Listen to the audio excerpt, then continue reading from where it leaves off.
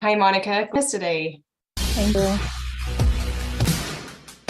Are you telling me that you have a way to defer the tax situation there? Is that what you're telling me? Yes, absolutely. Yes. And so the first one I was referring to is a 1031 exchange, which only applies to investment real estate. The second one I'm referring to is called a deferred sales trust. A real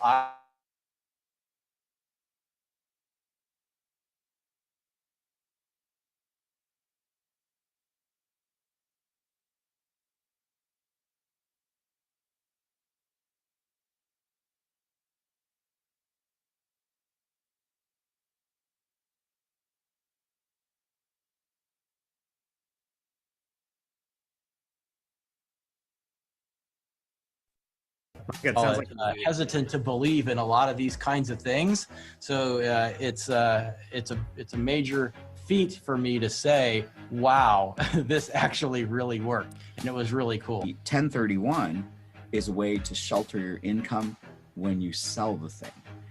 The DST is a way to avoid the 1031 and not have to suffer the time penalty. Our career and during different tax periods, we've seen, these tax avoidance, tax minimization, offshore, all these different strategies undertaken to minimize or avoid taxes. And then I can tell you that, some of them are just not worth the trouble. And so I was skeptical. Admittedly, I was skeptical. I thought, oh yeah, here we go, another one of these, right?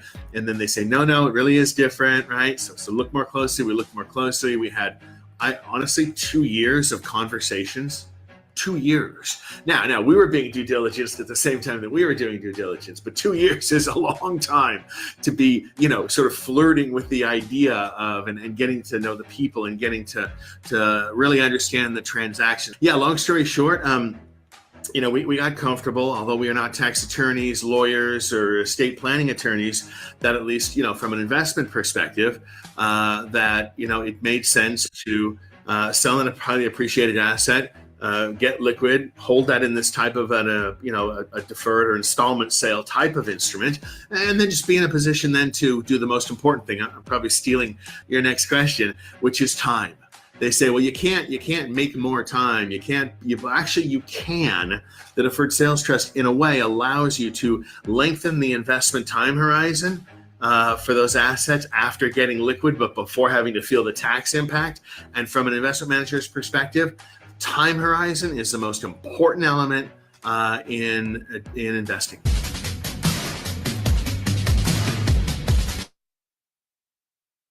Awesome. Well, welcome everybody into another Capital Gains Tax Solutions Mastermind, Deferred Sales Trust, Focus Edition. We're joined by Jake Meller. How you doing, buddy? Doing very well. Pierce York, how are you today? Doing awesome. And Micah is in the house. What's up? Hello. Good to be here. Yeah, we got some Talk new more faces. about deferred sales trust. Definitely. We got some new faces too. Looks like I saw Monica Chang popping in there before the show started, and we got Baltazar. Hi there. How are you? Good. How are you? Good. Thank you. Awesome. I don't know if our fearless leader will be able to make it today, but we're hoping he can make a cameo for us over here. With or without him, the show must move on. So the show must go on. Tell us a little bit about what is the deferred sales trust and why it'll show up today. Sure. So the vision for the group is to bring together a community and to educate and go over just this strategy that we, at least the top three of us, love to death. And we're hoping that you will too, once you see what it does, what it can do for you, the freedoms it can provide. And so that's what we're here for. We're here to answer questions. We're here to get to kind of build that know, like, and trust factor. We're here to educate, and we're here to create that community of people. And so that's kind of the vision for what we're doing, why we're here. We are definitely a team-oriented mindset, for sure. Building a team is the goal of every single one, because it takes a team. It takes a village, man, to pull one of these off. It really does. Not just to raise a child, but to pull off a deferred sales trust. How about that, Pierce? To also to pull off a deferred is an incredible solution once you get to know it, but it does require a team. So that's what we're here for. That's why everyone joins us. We do this every Friday. We go over just kind of like what it is, the vision, deal stories, and then we kind of open it up for questions, comments, concerns, but mainly questions. Absolutely. Now, Pierce, I think in today's format, we'll actually do an explanation of what is the deferred sales trust. A few questions in the queue from before that we'll pay attention to today. We'll actually answer. So we'll talk about what is the deferred trust. We'll address some of those questions. We'll bring to the table some of our current deals. Without revealing names, we'll talk about scenario, because it might be a scenario that's very similar to somebody else here in the audience, and it might benefit them in knowing how the deferred sales trust might be a benefit for them. And then we'll open up the latter 15, 20 minutes for questions and answers. A little bit of impromptu there at the end. Ooh, impromptu. Right. So deferred sales trust. What is a deferred sales trust? Essentially, by the name and title itself, we're deferring the recognition for tax purposes of the sale or the date of the sale to the future. So you can actually have the sale, funds can transfer, though we might alter and change, and we might put a deferred sales trust in the middle so that the funds actually transfer to the trust. And the seller receives the proceeds, the buyer receives the asset, and everything can occur without big ramifications in the current year. So what does all that mean? Put a case in point. Somebody sells a small little hotel in Colorado for $13 million. Prior to the day of the sale, they exercise the right to use the deferred sales trust to sell it, which means that they have to actually exchange the hotel with the trust and exchange it for a promissory note. So now instead of being the proud owners of a hotel, they're the proud owners of a promissory note. And because the trust, the deferred sales trust, now owns the hotel, it can then sell to the buyer. And because it's the trust selling to the buyer, not the person, it's the trust that receives the proceeds and not the person. This is not a taxable transaction for the person. And that's incredibly important. That's why we're all here today. So that for all of us who might be having perhaps one of the largest transactions of your life, you might be selling your home that you've lived in for 30, 40 years in the state of California, where it's appreciated greatly. And you might be moving to Utah. Welcome, right? By the way, I'm from Utah. Yeah. And if you're doing that and you're incurring capital gains above and beyond what the exemption is for persons, and in fact, if it's in the $1 million range above, then a deferred sales trust might be a good vehicle for you so that you don't have to pay taxes on money, but you can roll it over into other investment in the name of the trust. Okay. Hold on. You will pay taxes eventually. You'll just defer them for the time being. It's a good caveat. In 2023, you will not need to pay those taxes. And again, we're going to pay those taxes, although in many circumstances and scenarios, you are able to defer forward and forward and forward.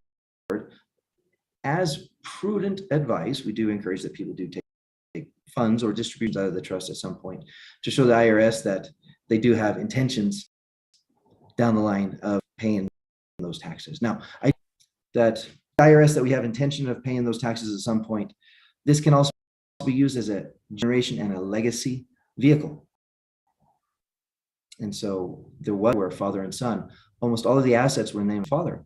Because of being able to move these assets into the trust in exchange for promissory notes, everything else, and then sell those assets and invest in other things, we were able to, over time, shift assets in a non-taxable way from father to son.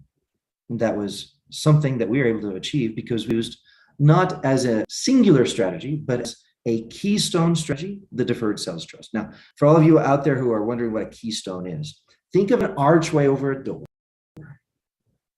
And there's a stone in the middle. And it happens to be the keystone in this arch that keeps the entire arch intact, keeps the arch from falling without this keystone as well. And that's kind of the deferred sales trust in a nutshell. It is a keystone strategy. It's one of those strategies that you should combine other stones in the arch. You should be doing other tax planning and mitigation efforts. But with this in the middle, if you are eligible for deferred sales trust because you have a transaction that warrants one, then it becomes a strategy that all other strategies kind of flow around because it does the big lifting. And then everything else has a more appropriate place. Instead of using a round peg to fit in a slot, you are fitting other strategies in an appropriate way and not overusing them, as sometimes advisors tend to do because they just don't know what else is out there. I don't know if that explanation is helpful, Pierce. I like to use, yeah, it's super helpful. Here's another way to put it. Sometimes, like when you're putting together some of these different strategies, it's almost like building it with Legos, logs, and mega blocks and duct tape. Right? Like sometimes I just like super seamlessly fit all together. And you got a big old mega block and you're trying to put a Lego on it and it doesn't quite fit. So you build a structure around it with enough duct tape, right? Some super glue maybe. But it's so much more seamless when you just build the whole, right? It's so much easier and more fluid and systematic, and it just fits so much better together. And so when you have the right tool for the right job. Yeah, when you have the right stuff, right? And so I think deferred sales trust is a few strategies out there that allow you to build around it, but it builds around everything else super elegantly. And it just makes everything flow seamlessly. So there are some times when it doesn't make sales trust, right? So maybe you could talk a little bit about what those things are when it doesn't make sense. Sure. So Pierce, can I jump in? Yes. I just have something. You use the deferred sales trust when you have an asset that you want to sell. If you're not wanting to sell, but you're wanting to transfer the asset, the deferred sales trust is not that tool. So we consulted with an individual who's 74 years old and wanted to leave a mansion cabin house to his kids. It was the thing. It was the asset he wanted to leave. It wasn't the proceeds of the sale. There was no sale. And there are some tax benefits to just dying. And I say that somewhat comically, but like in this scenario, his kids would step up in basis to inherit this mansion cabin house. Whereas if you were to sell it, that might solve other problems. Perhaps if the kids wanted the money more than the asset, if the kids wanted to then sell it later, it might make sense for him to sell it now and use a deferred sales trust to do that so he can distribute evenly while he's alive and while he's able to make decisions, everything else. But that wasn't his goal. His goal is this mansion cabin house has been in the family for 3 generations. I want it to be in there for at least 5. So his goal was just to let it pass on. And so we highly encouraged him to, work with an estate planning attorney and to get a lot of things in order so that, if anytime in the process he should change his mind, he's got ability, everything else, but the deferred sales trust was not needed in that circumstance or scenario. Pierce, when else is the deferred sales trust not necessary? I would say it's not a great tool for you if your goal is to just not reinvest the proceeds.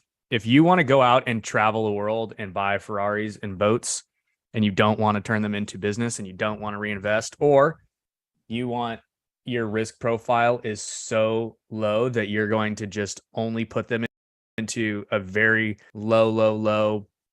Basically, you don't want to reinvest the money. You're just going to let it sit in a bank account in cash. It's probably not a tool for you. Okay. Part of it is to reinvest. So if I reverse engineer what you're saying, instead of saying who it's not good for, if I say who it is good for, it's for somebody who has a transaction that has at least $1 million of potential capital gains or money that's going to be subject to capital gains tax, right? So if it's $1.5 million sale and you have basis of 500,000, you've got $1 million that's subject to capital gains, right? So something like that or bigger. So that's an eligible transaction. Number two, your goal and objective is not just to spend it on personal stuff, but to reinvest it. You might say, well, I want to buy some duplexes and I want to open up a property management company and all these other things. And for me, that's personal. Well, when we talk tax language, things are separated between what could be considered business on your tax return and what is personal. And so in regards to the deferred sales trust, we like to reinvest. And if your goal is not to reinvest, but just to spend, then we possibly would suggest that the deferred sales trust is not the right fit. I would say one of my favorite stories, right, is, and I bring this up because there's usually a way around it, right? When you come and talk to us, right? And really have a clarity on your goals and what you want to do with the money, right? So there was a guy on actually this mastermind, probably, I don't know, a year and a half ago.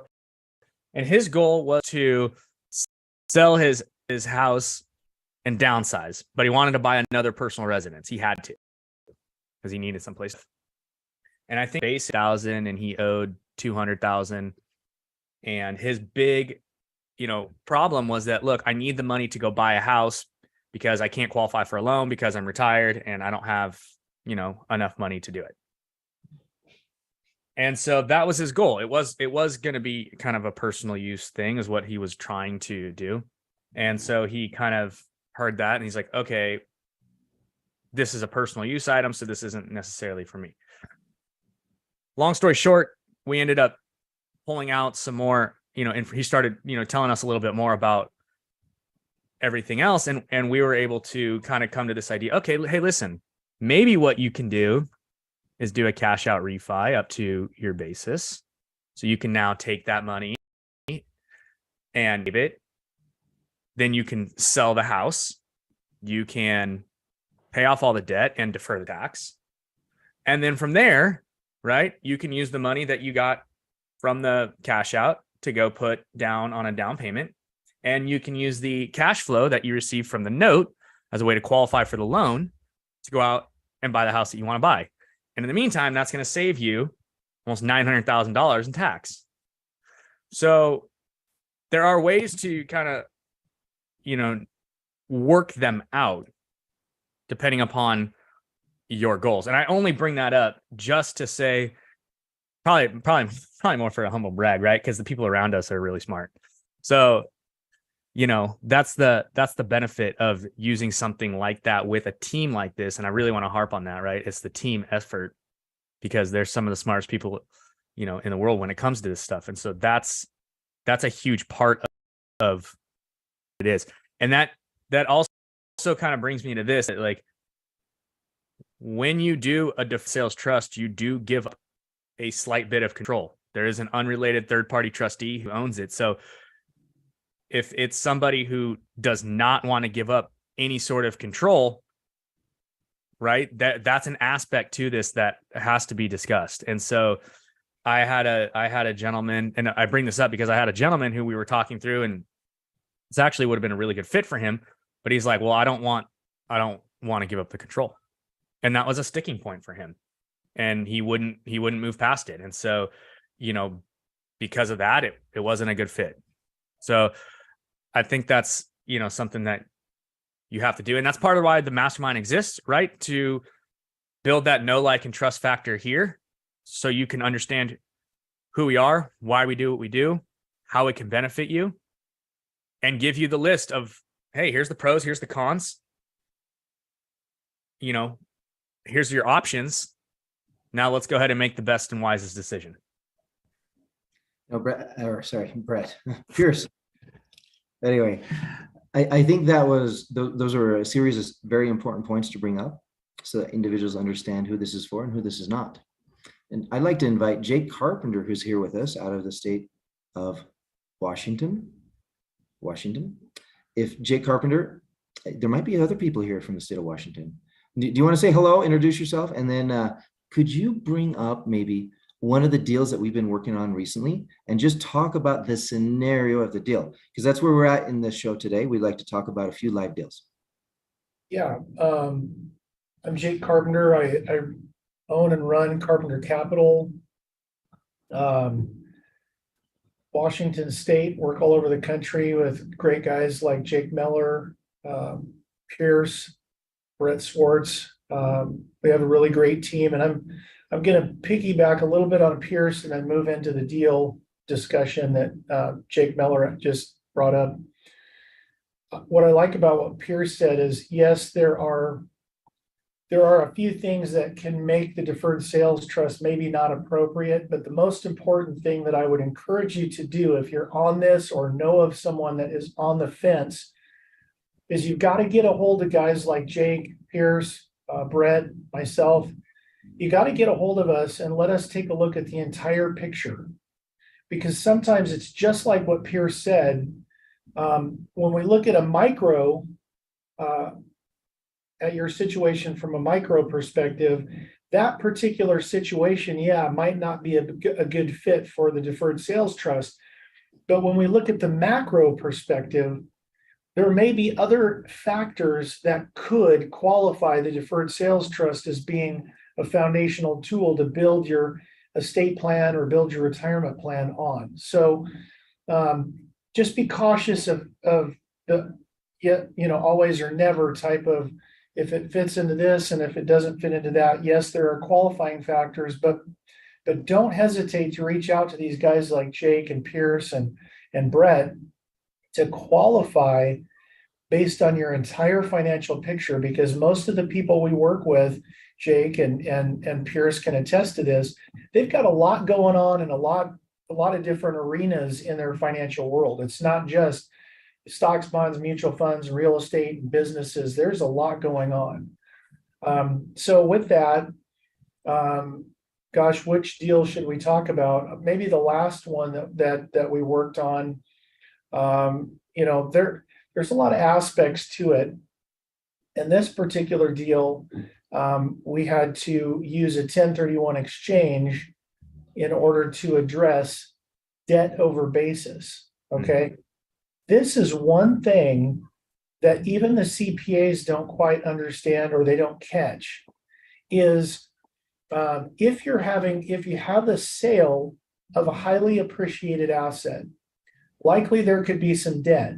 What you have to do is make sure you consult with your CPA to find out what your adjusted basis is and how much debt is on that particular asset. Because if you've got $300,000 of adjusted basis, but you've got $2 million of debt, you've got a problem in the amount of $1.7 million of debt over basis. Now, you cannot defer capital gains tax on that 1.7. And the way it shows up is it gets taxed as ordinary income in that transaction. Now, you may just give up and just pay the tax or not sell, but you can use something called a zero coupon Delaware statutory trust to absorb through the acquisition of a highly leveraged property and take, instead of 2.7 million, you might take $500,000 and replace 2.7 million with just a small investment of capital through that zero coupon. So the last deal that Jake and I worked on together, and Brett, that was the situation. It was multiple sales. There was quite a bit, I think it was $2 million plus of debt over basis. We put the transaction into a 1031 exchange at first. We replaced the debt over basis with the zero coupon. And then we dropped the remaining proceeds into the trust. Into the deferred sales trust. Into the deferred sales trust. And that point, we Jake and I worked together to figure out great options for them to invest the remaining almost $3.5 million into. So there's So, I was just going to bring up, Jake, that Go in ahead. the very first of the call, we talked about how the deferred sales trust oftentimes can become a keystone strategy. And I explained the arch, the stone or the brick arch, and how in the middle of the arch that kind of holds everything together, that becomes kind of like a main strategy is often the deferred sales trust. And that's exactly what happened with this client. Their goal is that they wanted to defer the gross proceeds that they were going to receive and be able to reinvest them. We were able to do that with the deferred sales trust, but in our discussions with them, we uncovered other problems, right? We found out that they had a debt over basis issue. That was something that, to your point, not even their accountants were very aware of or understood how that was going to be a huge tax ramification that would come back to bite them. However, we, just like in a stone archway, there's other stones next to the keystone. We were able to add zero coupon Delaware Statutory Trust as one of those side stones or side bricks, right? And then we were able to put together proper investment strategies. And there's just a lot of other things that we were able to do with this client to help him achieve his reinvestment goals, to the point, Jake, that he has invested more with us than he originally thought because he didn't have to pay taxes. And because he didn't have to spend so much on this debt over basis tax issue, and because he didn't have to spend taxes this year because of the transaction, he's invested quite a bit more with us and has broadened his outlook on what he can invest in. Before, his narrow outlook was just real estate. And now he's investing in real estate that is a little bit more niche through a Reg D fund and other businesses through other Reg D funds. And that is something that maybe he wouldn't have considered before if we didn't liberate a lot of the money that he would have otherwise had to send to the government agencies in the form of tax. He's been so excited with the work that we've done for him that he's referred us probably, I think we're close to 24 referrals. But you're right. And so we got two kinds of investors through the deferred sales trust, right? We got active investors or we got passive investors. And some of them they want to be a little bit active and a little bit passive. And so he just wanted to hit the pause button for about 5 to 7 years, be passive, invest in some Reg D syndications and some other business interests and things. And then in a few years down the road, when those things turn around, decide if he wants to take the remaining proceeds that come back and maybe get into a little bit more active position. So there's so much flexibility to using the deferred sales trust, as Jake Meller said, as a keystone strategy to build the retirement plan around, to build the estate plan around, because sometimes maybe they're such a high net worth that we need to address federal and state estate taxes as well. But all of these things can be built around a foundational keystone strategy that we can use the deferred sales trust for. Absolutely. Appreciate you sharing that live case deal that we helped from start to finish. When I say start to finish, not only establishing the trust, but once it's established, we're not done. In fact, we had that question just the other day, Brett and I and Pierce. There was an individual that asked, well, once the trust is set up, do you all leave me? Am I alone? And the answer is no. And so when I say start to finish, that means that we've effectively helped the proceeds inside of the trust get actively or appropriately based on the individual's risk tolerance, their time horizon, their goals and objectives, reinvested in such a way that it's working for them, that all functions of the trust are humming appropriately because the engine is moving, right? Brett, glad to have you join us here today. And hello, everybody. How are we doing? We're in time, I think, for one more deal story of the week. We've had a couple that we've been sharing, and I don't know if you want to bring up one that's active that we're working on right now. Why don't we share a past one? This one's pretty cool. This is a deal out of Los Angeles. It was a primary home, and a client of mine, she'd worked for the state. She was like an inspector of like apartment buildings and different things for the state to make those good housing for folks across Los Angeles for 30 plus years. And so she owned this house. It was a primary home.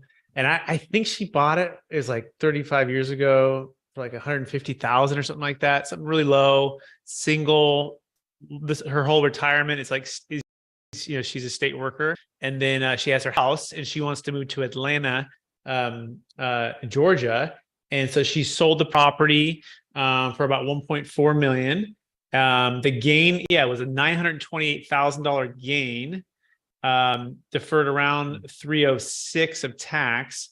And this meant a lot of things to her. So she had some freedom from not only the location freedom, because she's moving out of Taxifornia, right? But she also had retirement freedom, so she can get some cash flow flowing rather than doing like a reverse mortgage or having to do a cash out refi, with, especially given what's today with the adjustable rate mortgages. She was able to sell, defer her tax, and then start to get cash flow from the trust to support her income and supplement her income. And the cool thing is, she's like, you know what, Brett, I have the state income and I've always lived off a low income. And that's pretty good. This just gives me a little bit extra. And that extra, she's been able to support grandkids and, more of those type of things. But more than that too, she's able to partner with the trust. And they recently purchased a house in Georgia. It's going to be a rental property. And that's really exciting for the family. So those are all the cool things that the deferred sales trust can do. And I love that story because it's now been about a year and a half since it happened. So it's all come together here. It's nice to see some of these success stories a year or 2 or 5 years later. You're able to really see what the results of the deferred sales trust have been on the individual's personal tax returns, as well as on their investment portfolio. So appreciate you sharing that one, Brett. Absolutely. All right. Well, I think right now we're ready to ask the public, those here on the panel, if you have any questions. Micah has been monitoring the chat. We do have a few questions that we can bring up from past sessions that we didn't have time to answer fully. But if there's anybody out there that'd like to say hello and maybe announce where you're from and highlight something that you learned today that was good, or ask a question that maybe you'd like clarification on, now is your time. And be careful, because if nobody chimes up, I might pick on people. In fact, Monica Chang, can you say hello and tell everybody where you're from and your past work experience? Hi, Jake. Well, my name is Monica. I have recently been starting to work with Jake and to know about the products that are being offered. So this is very, very interesting. I have been an investment banker in Colombia, and I worked also in New York with JP Morgan. I have like almost 30 years career in banking, and for the last about 10 years, I have been working with private equity funds, the structuring of private equity funds and project evaluation. And more recently, I have been preparing for my CFP exam, taking my certificate with the University of Colorado. So this is a world, and this conversation is very interesting to me because it joins, puts together both worlds, investment and personal advisory. So it's super, super interesting. Very good. Well, and Monica, I'd like you to meet Pierce. Pierce is somebody that you'll likely be working with quite a bit in the future in regards to other tax strategies, and not only the deferred sales trust, as well as Jake Carpenter, advisor extraordinaire. And then, of course, here we have Brett Swartz. Brett Swartz is our recommended and trusted trustee. He is a dynamic individual. One of the things that I tell my clients first introducing them to Brett is that of all the trustee options out there, he actually answers his phone. And only answers his phone. That's good. but he does it in a prompt, knowledgeable, and in help business in general, and so much about real estate. Now, I don't know, Brett, if this is a moment that you can maybe give an introduction to yourself and talk about the book. Sure. Yeah, absolutely. By the way, the Jake Miller is in the book. Thanks for all those compliments, Jake. We came out with a book last week, and it's a hit #1 bestseller for Ron, which is pretty cool. And then we have chapters in the book about, of course, the deferred sales trust, as well as how to grow your business, which is awesome. Jake's chapter is an amazing chapter. I was just reading it the other day, essentially talking about how the deferred sales trust is a game game changer. And I don't know if Pink told you guys the topic today, maybe not, even seeing the title, but it's, why the deferred sales trust is created for times like this, can do for everybody. And this is the book that we believe is created for times like this, because you want to be able to wealth, be able to invest into real estate, into securities, and the deferred sales trust is kind of the cornerstone part of the book, but it's something. So yeah, check out the book. Good. Now we talked a little bit about Reg D, and can you touch on what is inside of a Reg D investment, or what can be, or what can be inside of the trust, and how does the trust reinvest? Just about anything that's, as long as it's business purpose and it has investment purpose. It's not something for primary or personal use. Certainly just pay tax on whatever amount that you're going to be spending on like your primary home or like a boat or something that's personal, right? Personal consumption. So the idea of the tax deferral, whether it be a 1031 exchange, IRA, 401k, is to invest back into the economy, which is going to grow more, flowing and moving and going back into the economy. It's going to create more jobs. When it creates more jobs, it's going to actually create more tax. Here is the IRS and is the state authorities, especially because they have new property taxes when properties sell. Of course, they have the commissions that the agents pay when they sell, taxes on those fees. We pay taxes on what we make. Of course, the owner who's receiving income from the trust. And so the best thing to understand is that this is actually benefiting everyone who's involved. It's a great thing. Now, as far as the investments themselves, the unique part about the deferred sales trust is, one asset class, like a 1031 exchange would be, you have to go into like kind replacement investment property. Whereas the deferred sales trust, you can go at optimal timing, meaning anytime. We typically like to dollar cost average. Of course, we like to diversify, and we like to keep a lot of liquidity. Stock market's been, let's say, been hurting for the last 12 months or so, or kind of been coming down. Well, real estate, especially commercial real estate, is starting to see some cracks and starting to turn. Okay, trust is created for times like this because you can pivot as long as you're not too tied up into a deal that's illiquid. And so part of what we private placement, a real estate lending fund, has been actually our choice. The note holder always approves of every investment, but if we had like a preference, we've been liking that because I call it 30-day liquid, which is within about 30 days you can get the money out. The funds never 10 to 12%. It's never dropped below 10%, and it pays monthly cash flow and the operations or ownership. The average net worth is $4 million. They personally guarantee the loan, and the average LTV is at 55%, meaning the value of the 45%, which would be a lot, in order for them to lose $1. And even before that, they're close or come alongside to help the person out, and therefore preserve the capital for the head. Now might be a good time to pivot and working with Jake Miller, Jake Carpenter, to buy stocks that are perhaps down. That's what does the client prefer? What do they feel comfortable with? But also, what are some opportunities, and create a family every kind of niche to help execute on not only this preservation of wealth, but also the ability to grow. More technical stuff for Jake Carpenter, maybe on the Reg D, if he wants to touch on that. Go ahead, Jake Carpenter. You want to touch on what can be in a package deal so that a trust can invest in them directly? Yeah, so Reg Ds are great because, again, invest in a lot of different kinds of flavors of real estate, whether it be a multifamily blend.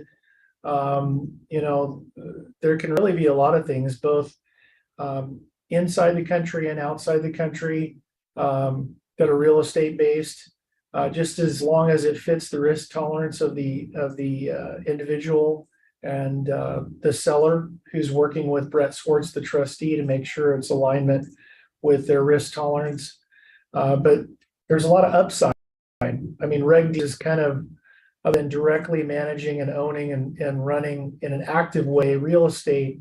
It's kind of the best of both worlds and being able to access real estate, but not necessarily being actively involved. You don't have to deal with trash, toilets, tenants, liability, and management, but the returns are still pretty good, as Brett Swartz was saying. Generally there's double digit returns and sometimes even double digit income opportunities off of those. And so we can blend those in a portfolio of real estate where there's Reg Ds in different the country, maybe a little bit of the country, and then time those so that when they come due, we can take a look at that capital that comes back from the Reg Ds and go, hey, are there some stocks that are down that maybe we want to shift over into with a portion of that to take advantage of some of the upside, as the market volatility always provides some opportunity. When the stocks are down, they're on sale. So it's a beautiful way of being able to move around within the trust, because the trust doesn't have to, as a 1031 exchange, go back into like kind property. And this is also the beauty with the business sale, using the deferred sales to use a deferral strategy that a business sale does not qualify for 1031 exchanges. So now you can take proceeds from a business sale. Maybe it's highly concentrated. You got $10-20 million wrapped up in one business. That's very good out through some Reg Ds in different locations of the country and different kinds of asset classes, maybe even a little bit out of the country, and create some different three-dimensional diversity is what I call it. And then also look at the stock market and decide, when things are down, when is a good time to move in? Maybe when is a good time to move out? Sometimes it's in the middle too, Jake Miller and Jake Carpenter, right? We have some T-bills, right? We've been looking at T-bills quite a bit, or even money markets that, paying relatively, unless the U.S. government fails on the T-bills, low risk. But Jake Miller, you want to touch on just the ability to analyze neither in Reg D nor stocks, but just be waiting and being patient. Right, and I call that opportunity investing. It's very similar to identify. Pierce in the very beginning was talking about the team that's brought to the table. And even though sometimes we wear a hat of like financial advisor or corporate asset manager, there's a distinction. With the sales trust, some of these talented individuals are selected specifically because of their experiences and their ability within their industry. Not any financial advisor knows how to do point, Brett. What does that mean? That means investing in the short term so that when there's an opportunity, you're fully liquid. You're not going to feel pain by selling because of timing. So you invest in the short term until that big real estate deal comes along, or until that big joint partner comes around, or until the timing is right for next move. Let's not be lazy with the money, right? We don't want lazy money sitting in a bank account that might go under, like Silicon Valley, right? We want to be doing something that allows you to earn 4, 5, 6% interest, what have you, in the meantime, until we're ready to pull the trigger. When I say pull the trigger, Brett, as the trustee, is usually behind the goals and objectives and guidance from the individuals who are now the creditors or the lenders to the trust, right? So they establish the parameters, and some of those parameters might be hold and wait. And so a lot of times we hold and wait in treasury bills. We might layer a number of bills so that we're getting a better rate of return, but at the same time not incurring any risk and having zero. That's perfect. That's great. Well said, Jake Miller and Jake Carpenter. Good job. Pierce Short, can I add anything to this? Looks like you're muted. No, I'm not muted. No, I think that's the beauty of it. You can ebb and flow of opportunities. one of the worst places you can be is a motivated buyer. And if you have to and use one strategy to, a 1031 or whatever, right, to try and defer the tax, I thought wags the investment dog, as you like to say, and it pigeonholes you in this market, in this kind of landscape. Flexibility, maneuverability, and be able to control timing and what assets you can go out of can exponentially change the wealth that you create. You nailed that. I want to add to that too, like getting out of debt right now. It's the worst thing to be a motivated debt on other assets that you haven't sold. And the reason you haven't sold them is because of the capital gains tax.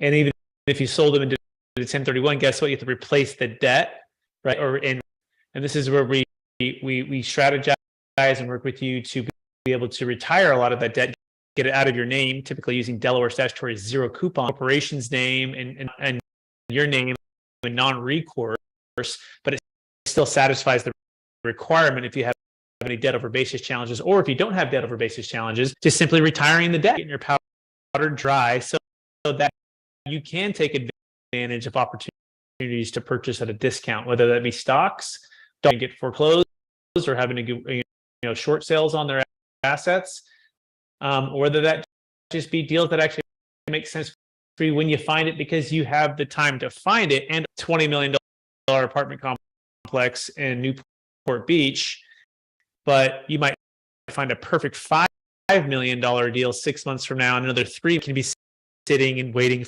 for the next deals. In other words, you don't have to buy another $20 million deal right away. And so it's giving you that up pricing based upon the intrinsic value of the asset, regardless of the price, right? Versus just saying, oh, I'm not even looking at deals that are less than 10 or 15 or 20 million because I've got to replace this thing. Or I'm just saying I can't even look at anything on sale because my gift card is going to force me to pay $300 for these. I don't spend it in 4 hours. I might as well jeans. It's going to be, rather than being like, I found a great deal like 50, right? So I think that's key to have that freedom. Pierce York, add anything to that? So talking about optimal timing right there, that brings up another deal story of the week. Brett, do you recall the auto dealership that we spoke with this week? So that we spoke, I don't. So we had the tax attorney, and this auto dealer out of the state of Maine is looking to sell the Buick portion of his used car models and brands there. And this represents roughly 1.7 of capital of income that he's going to receive, 1.7 million that's going to be taxed at capital gain. A number of different tax mitigation strategies, and is intrigued by the deferred sales trust. And he was the individual that we were comparing a opportunity zone fund investment after the fact, or proactively setting up a deferred sales trust. A little bit's come back to me, but yeah, but anyway, this is good. This is good. The timing piece that you brought up with this last story became very important, specifically for him. The timing of being able to reinvest the assets in something that actually can produce, because a lot of the opportunities, the savings or the benefit are in the tax savings. The actual rate of return on a lot of opportunities funds that he's been looking at through a number of advisors are very minimal, 4 or 5%. Here with the Telus Trust, he could put that into treasury bills, have a lot less risk, and have the same outcome. Well, similar outcome in the short run. However, in discussion with him on a number of the different pros and cons of both strategies, he's more towards the side of the deferred sales trust because there's a higher degree of flexibility and higher rate of return. And we can couple the deferred sales trust, as we keep mentioning, as a keystone strategy in a stone archway. There's a lot of other strategies that we can use as he does take assets out of the deferred sales trust and reinvest them. And so, Yeah, I think that's great. Let me give you the top 10 right now. I'll try to do rapid fire, and then maybe Pierce and Jay, you can add to it as well. Reasons to have optimal timing. Number one, dollar cost averaging, right? You two assets, regardless if it's up or down market. If you have the ability to be liquid, you can dollar cost average. Number two is high, which is another form of dollar cost averaging, but essentially you can buy when it makes sense, right? When the deals make sense. Number three, optimal timing. You can whether it be real estate, stock, whether it be the sidelines like with T-bills just sitting there. But number four would be optimal timing for just your lifestyle, right? Like it's optimally timing for me to retire and not spend as much time building wealth, right? So wealth, financial freedom, right? Our clients have achieved that many millions of dollars ago. It's now wealth, my energy wealth, my hobbies, my travel, my giving back and making a difference wealth. So it's optimal timing for you. Is that 4 or 5? Maybe that's 4. Number 5 would be optimal timing with 31 right now, typically, and with debt having increased so rapidly, so fast, perhaps instead of fixing debt right now at a bad timing for 5 years, perhaps you can fix debt when things actually calm down and the Fed stops inching up. So it can be optimal timing to take on debt when deals make sense. I think that's only 5. So I'm gonna pass it to Jake. Jake, what do you think of any more? You know, in the world of investing, it's really critical to have a couple different timelines in mind. And so not only when to get in, but when to get out. And so one of the others might be yeah, and by the way, and cash out too when the trust goes up, right? Because the cool thing is you typically get the gains that are rolling back into the trust. Let's say you buy a stock today that goes up 30 gains back into the trust, and typically the trust is still operating at a loss on the trust level, but you haven't received that income from the trust. It's the fear of missing out or the fear of having to suffer the tax consequences to sell high. So it's optimal timing, not only on the buy, but at good timing. That's a good one, Jake. I haven't thought about that one yet. Pierce, can you think of any other optimal timing? Yeah, I would say optimal timing to not buy. Like, so you're not forced to buy right now. Oh, and you can sit down and you can breathe. You don't have to. Yeah. You don't have to go, right? Or optimal timing to kind of spend more time with family, right? Like maybe you have kids and they're in their 12 to 15, and you'd rather take a break for a few years, get passive, like one of Jake's carpenter's people, right? And you want to spend time when they go to college, you can get back into investing. That's the key, right? Optimal time to be an entrepreneur when and if you want to be again, which most entrepreneurs, they always want to be. That's how they love to do what they do. I recognize that, but if I can sell it now with the real estate, like Warren and Catherine did, right? When they were spending time with 10-year-olds, the twins, and they're going, I'm driving 4.5 hours, on weekends to go deal with the toilets, trash, and liability of the property. How about oh, by the way, we've increased their cash flow by about 50%, and we've decreased their risk, and we've got them out of tax California for that investment, and they diversified their wealth. But the point was, they could still go back immediately, or a couple of years from now, or when the kids are a certain age, they can also partner with their kids. That's the other one I've seen too. I've seen clients that help them to help their children be an entrepreneur, because guess what? You can partner with your children to start a business. Do it all yourself. You can do it within the family and keep that going. Anything else come to mind, Pierce or Jake, on that? Sure, there's more. Good. Well, we did about 8 there. 7 or 8. We tried for 10, but we're just going to expand our minds here. I think we caught up. Well, everybody, or Micah? Absolutely. I guess, Mike, people want to reach out to Strategic Tax Solutions. How do they do that? Yeah, our website, strategictaxsolutions.com, or 800 number 800-773-1848. People have questions for you about tax or the deferred sales trust. How do they reach you? You can find me at Living in Newport Beach, California, YouTube channel, or KingdomLuxuryRealty.com. You can also have a bunch of different emails that are all over all the websites. So on there somewhere. Yeah, the websites will bring you. And with that web, it almost sounds like they need to walk out to the beach to see you. Yes, if you're in Newport Beach, you got some real estate that you want to sell, or you're in Orange County, let us know. Yeah. We can absolutely, or San Diego. Wonderful. Jay Carpenter, how do people say hello to you? How do they reach out? That's two ways, is to email me at jake, Jake at carpenter.capital, capital, CAPITAL, or you can call me at 509-460-8700. Very good. And of course, Monica Chang, if you want to reach out to her, she's available through our website and our phone number. But in addition, Monica, you're on LinkedIn, right? So My contact, I'm very easy to contact through LinkedIn. awesome. Very Thank good. you. All right.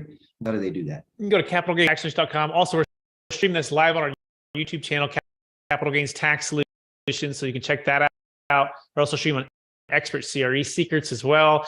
And then don't forget about the book and the Proven Playbook for Unlocking Your Ideal Wealth Plan for yourself and your clients on the sale of any asset of any kind. It needs to be at the #1 bestseller list. And we'd love the opportunity for you to check this book out.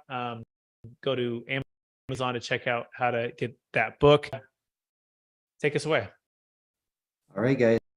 Have a wonderful weekend. And remember us, should you be experiencing that largest transaction of your life and it might be eligible for a deferred sales trust, give us a call and we will help you know if you're an eligible candidate.